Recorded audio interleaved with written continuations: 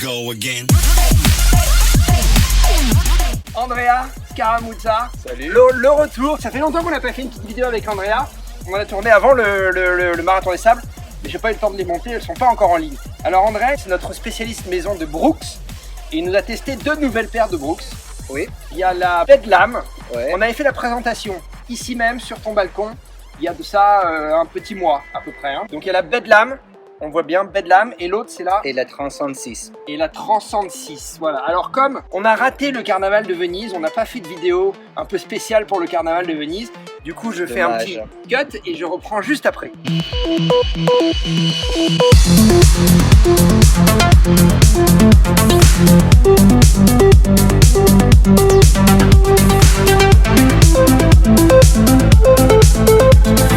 Action!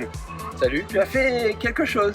Alors, la première, on va commencer par la 36. par la Transcend 6. Et on peut faire aussi une review comparée. Ok. Et je trouve que ces deux chaussures sont vraiment la même âme des deux autres chaussures. La Transcend, ça rappelle beaucoup à la glycérine. D'accord. Et la Bedlam, ça rappelle beaucoup à la Levitate. Et toutes les deux, la glycérine et la Levitate, si je me trompe pas, c'était des chaussures pour coureurs à foulée neutre. Voilà. Foulée Alors neutre. que ça, c'est plus, quand même, on le voit, il y a un gros guide rails en tout cas sur la Bedlam. C'est la Transcend aussi. Sur la 36 aussi, voilà. Donc ça, c'est plus pour les coureurs qui ont besoin d'un renfort contre l'hyperpronation. Et c'était ma première expérience aussi. Oui. Avec des chaussures. Mais tu sais avec pourquoi des guides. je t'ai fait tester ces chaussures? Parce que c'est un peu un nouveau genre, ces modèles de chaussures qui luttent contre l'hyperpronation et qui se veulent quand même accessibles au plus grand nombre. Et c'est pour ça que je voulais te les faire tester, parce que si tu te souviens bien, avant, dans ce type de modèle, il y avait une grosse pièce de plastique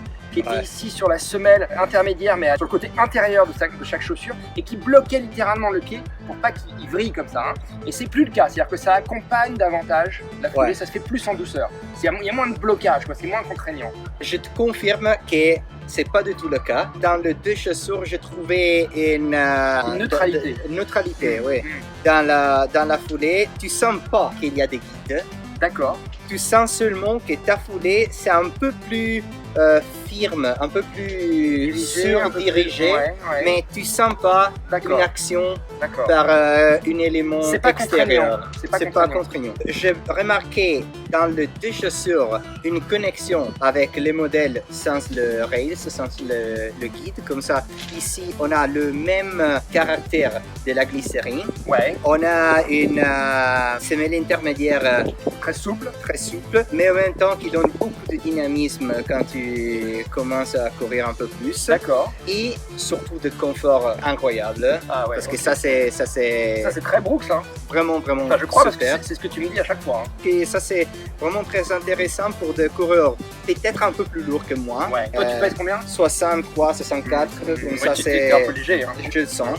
Surtout avec les Bedlam, j'ai remarqué ça. Je trouvais qu'ils sont vraiment super confortables, pas seulement pour quelqu'un qui souffre de hyperpronation, mais aussi pour quelqu'un qui a couru beaucoup le jour avant. Ouais. On peut faire une course un peu de récupération.